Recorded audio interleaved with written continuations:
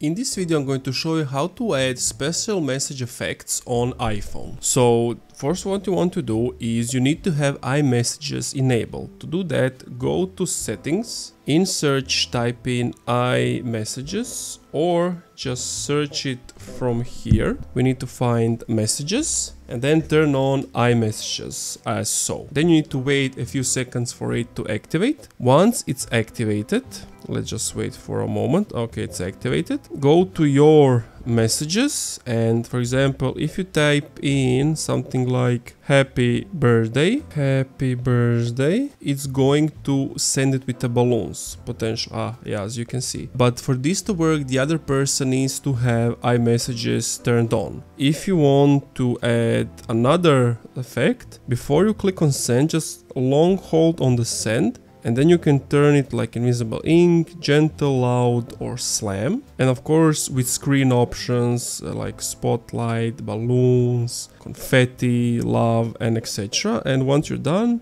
just click on send. And as you can see, this is the preview. And that's it. Thank you for watching this video. If it helped you out, let me know in the comments down below.